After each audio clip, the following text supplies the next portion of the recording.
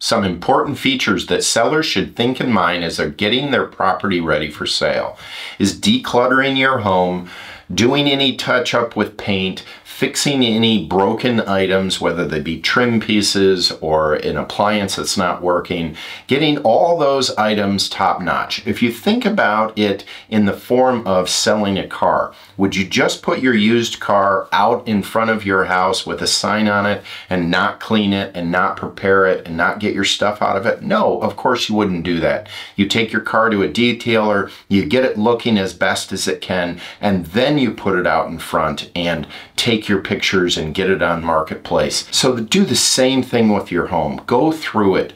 Take a look at what are some items that could be removed, what are some things that could be enhanced, and what are maybe some small upgrades that might really improve that. Then watch for smells if you have them, get them removed, and keep your shades open so that we have a bright open feel during the showings. Those items, if you plan them together, will make your house come out in its best form on showing days.